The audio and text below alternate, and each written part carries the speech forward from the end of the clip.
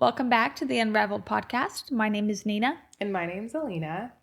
And I've had a lot of clients ask me recently just about like HOAs and covenants. I think everyone thinks that those kind of go hand in hand together. I mean, which they kind of do, but they are really two separate things. And that's a topic I felt like that would be cool to discuss in this podcast, just because I don't think people realize there's a difference between the two. Mm-hmm. So I wanted to talk about that today.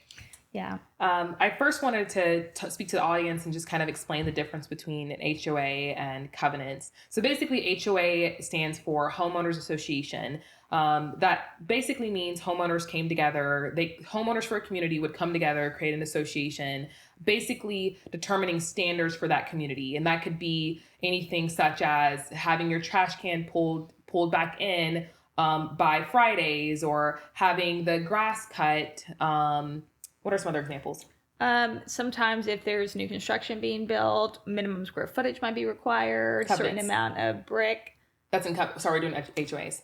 Well, yeah. Okay, so technically for HOA and covenants, there's some bleed through, but generally for HOA, things like, you're right, trash can, some common area maintenance. Yes. Such as pool, tennis court, and that kind of stuff. Yeah. And a lot of the times with HOAs, there's typically like a monthly or annual fee that's associated with it that homeowners split to be able to cover those expenses, such as if lawn care is included in your community, like they have a lawn care company come out and cut your grass and maintain your bushes and stuff. Or if there's a pool or tennis court, obviously there's cost to maintaining those. The community splits the cost of those within the HOA community.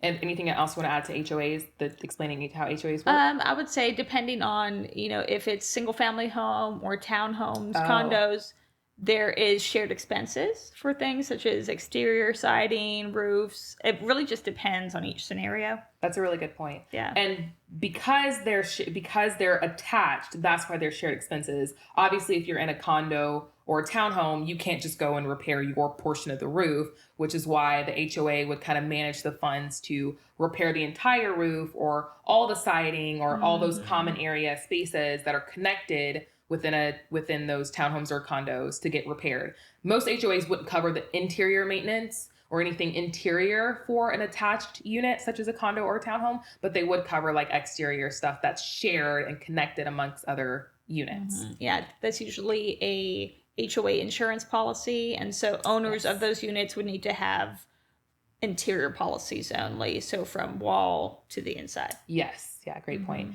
So we talked about the definition of a HOA, now transitioning to what are covenants and restrictions. So covenants and restrictions, I'm actually going to let you take this one because you kind of already started earlier a little bit talking about it. So covenants and restrictions can really be very broad or very simple.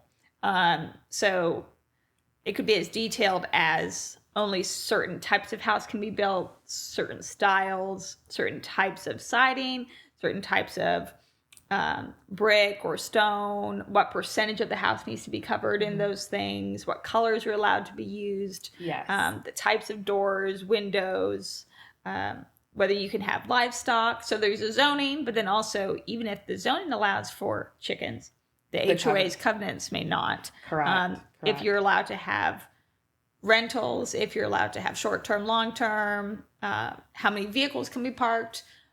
I mean, there's so many things that could fall under the covenants. Yeah. I'm sure you've seen some that are very strict and some that are a little bit more flexible. Yes, absolutely. And I think the biggest difference between the HOAs and covenants are that HOAs are made by the homeowners. It's the Homeowners Association. That's literally what it's called. Covenants and restrictions are usually drafted by an attorney for the developer or builder of that neighborhood because they want certain standards of the homes that are constructed in that area.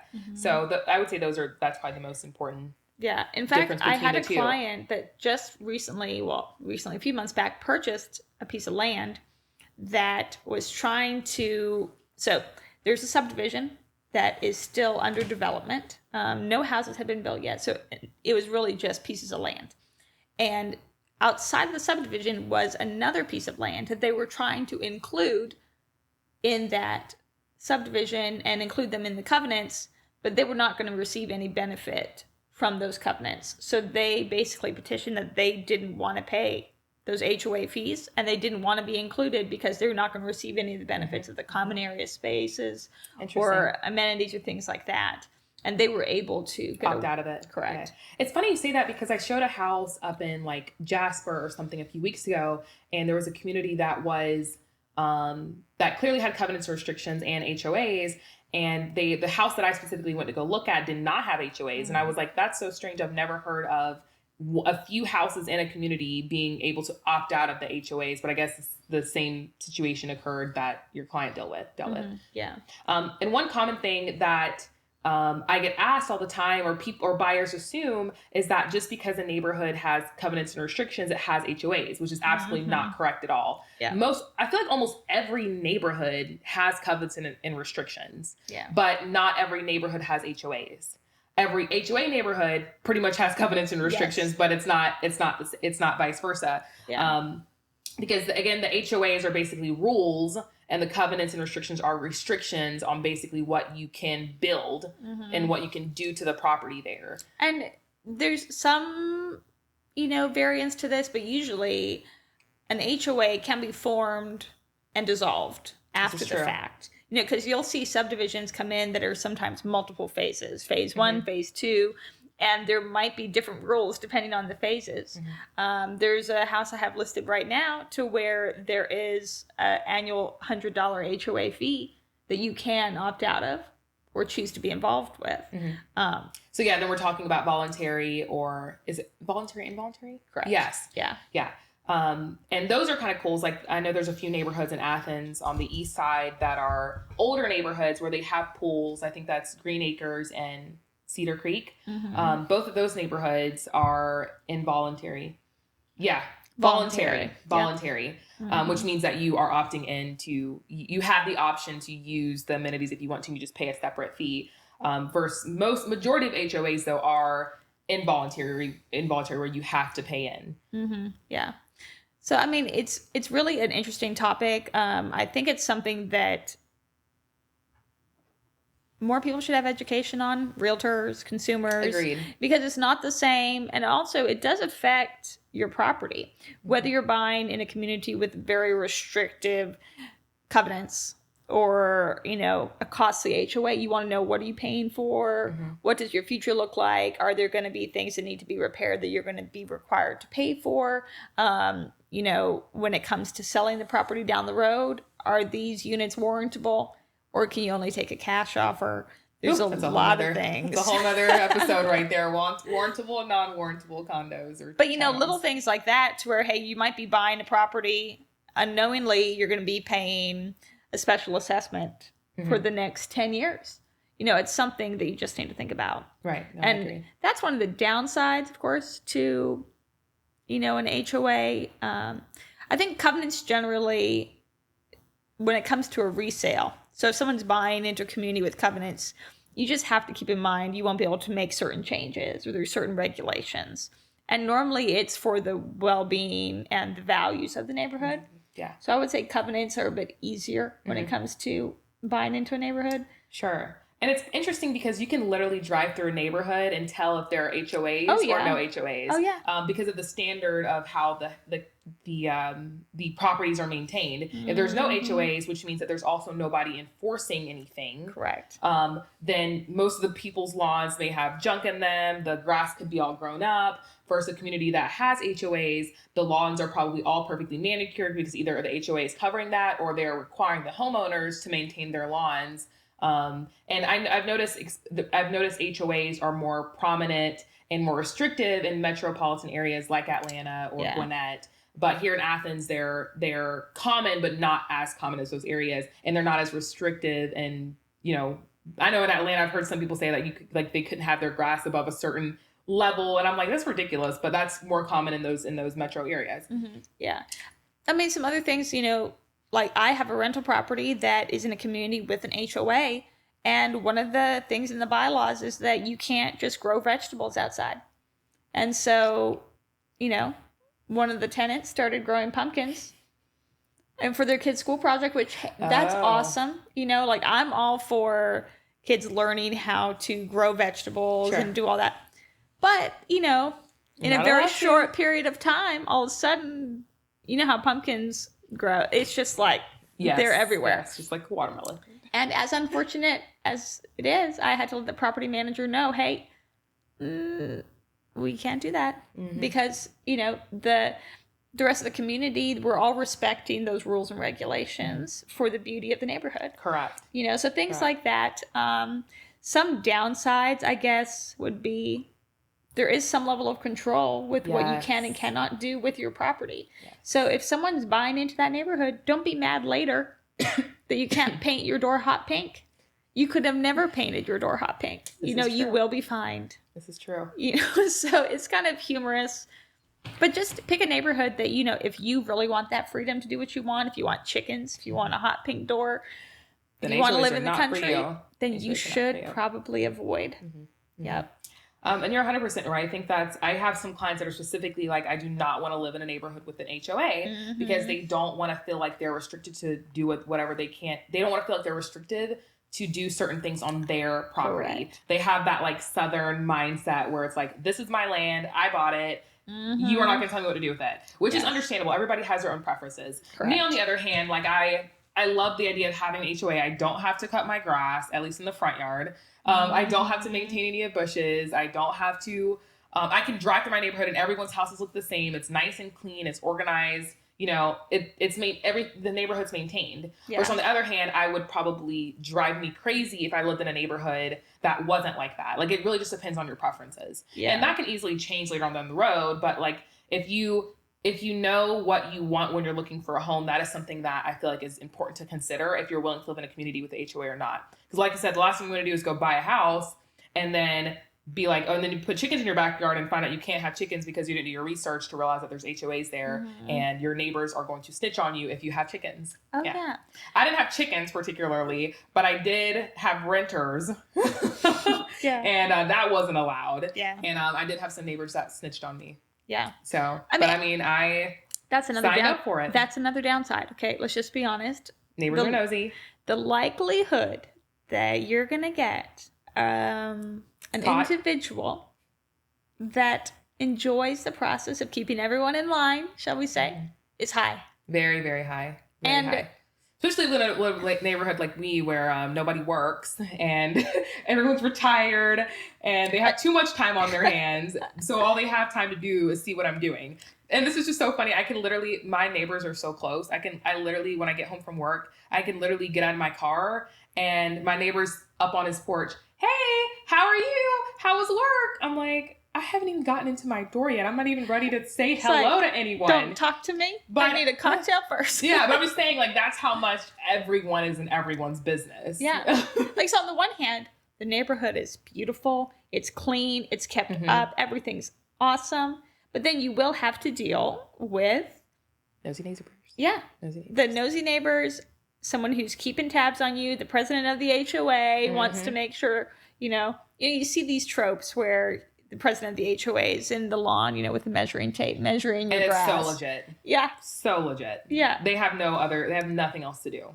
Yeah. So, if you're somebody who's maybe a working professional or doesn't enjoy cutting the grass like me, you will not catch me outside with a lawnmower, so a community with an HOA for temporarily this situation, if someone doesn't want to cut grass, they don't want to maintain their exterior, they maybe don't want to have insurance to cover all of that, then an HOA community is a good fit, But then let's say all the roofs have to be replaced. Then you're going to get either a special assessment for that or your dues will go up over time to cover that cost. Elaborate what a special assessment is. So a special assessment is when there is maintenance in a common area or an area. So because there's two different types, right? So a special assessment can be for, let's say, the roads or the green space or a pond or anything that's a common area. Or if it's a condo or a townhome, it might be part of the structure. So roofs have to be replaced, siding may have to be replaced, things like that. And it's because the reserves are not sufficient to cover the cost of that repair. So hopefully you have an HOA that's well managed and they have accounted for these costs ahead of time and you won't have to do a special assessment. So I'll give you an example of a community where I own. they did not save enough money for the repairs that needed to be done. So HOA for the And you're longest talking time. about in a community like condo. Yes. Okay. So this was a townhome community, and they had not saved money for the repairs that inevitably needed to be done because they were built in the 80s. And so they could have over time saved, and then we wouldn't have been charged. However, they didn't do that. The HOA, the monthly fee stayed the same, but then we all had to pay, a few $1,000s each unit to get that cost covered. So my preference is that they just increase each year a little bit and save it away. And so the other one that I have did it the right way. They increased over time, but then the result of that was anytime there's a repair, there's no cost to the homeowner. And I think people would appreciate that more.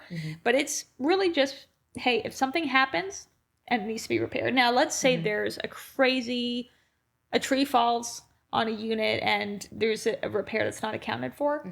That's where another special assessment. So it doesn't matter if it's not affecting your unit. You still have to pay. It's equal.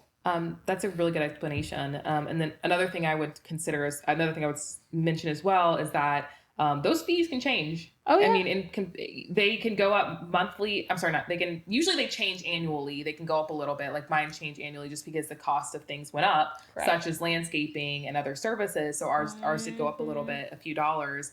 But that can fluctuate. And I say all that because that's something you have to consider when you're purchasing a home. Definitely. Is, okay, I'm paying HOAs as an additional expense that I'm having to pay for, just like a utility bill that can fluctuate over the years. Yeah. It's flexible. It fluctuates. It's important to know who's managing the HOA, who's the president.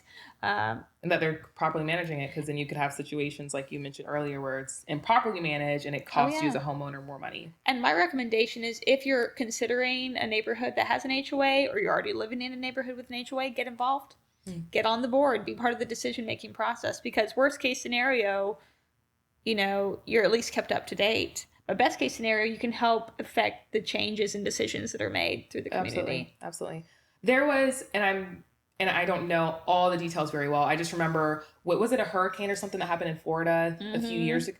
I think it was actually maybe last year, maybe this time last year. Yep. And that's normal in Florida. Like Florida has Florida always has a lot of things going on. Unlike Georgia, like nothing ever happens here. We get rain and we get sun. Like that's about it. We barely even get snow. But Florida deals with a lot of hurricanes and a lot of what's the word I'm looking for? Tornadoes? Yeah, like they just deal with a lot of stuff. I'm just gonna say they deal with a lot of stuff down there. And I know I had heard on TikTok, like just watching TikTok videos when all this went on, after they came out of it, a lot of the condo communities were trying to enforce special assessment or significant HOA increases like this, because they were trying to account for all the damage that was done from that hurricane or whatever happened and having to get things fixed. But the reality is I think they were trying to go up I think they were trying to go up over $1,000 on some HOAs monthly, which was more than some of the people that lived in theirs mortgages. Yeah. And you're talking about a community where they bought those condos for under $300,000, and so we're talking about they probably have a mortgage payment of $1,500 or something, if that, because their interest rates were lower back then.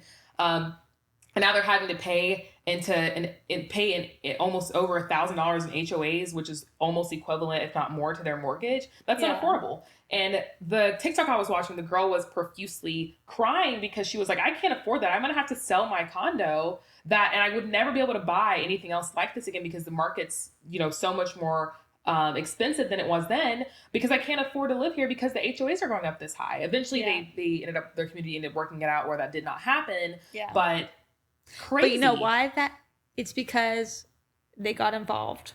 Oh yeah. They advocated for their community. Yeah. They did. You're right. The best thing you can do, whether your HOA is in trouble or not, is get involved, because it's the squeaky wheel that always gets attention.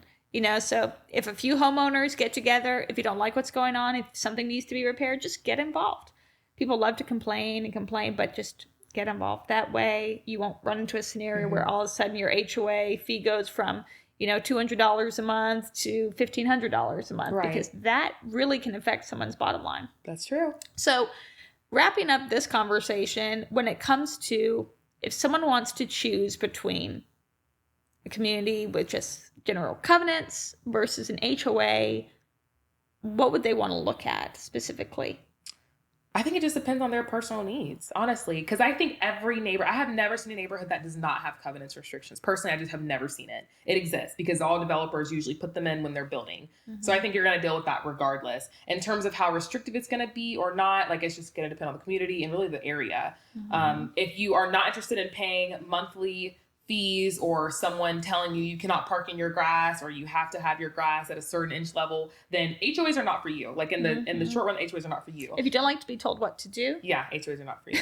Correct. But I would say don't be so quick to disregard either one of those things without fully reviewing what they entail. Yeah. Because you could have some HOAs that all they're doing is covering the sidewalk and you're paying $6 a month or $50 a year. I've seen that happen all the time. But there's nobody that's like there's no homeowners that are enforcing any crazy restrictions.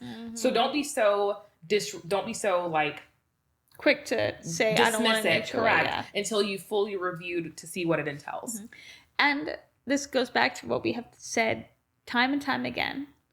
It really matters the realtor you hire because they're the ones who needs to tell you this is what the HOA will allow you to do and will not allow you to do. And they're going to be the ones to guide you on which neighborhoods might be more suitable for your needs. And like if you don't want to do yard work, these are the neighborhoods that the HOA covers those things. This is the associated cost. So it just is situational. Yeah, I agree. Well, I enjoyed this conversation. I think it will be super helpful to hopefully you homeowners or people that are looking to buy real estate kind of better just understand the differences between the two to kind of help you make a sound decision on what you may want to do and what's more suitable for you. Yeah. Thank you for joining us. As always, we will launch a new episode every Wednesday. You can find us on social media and wherever you listen to podcasts. Thanks for watching.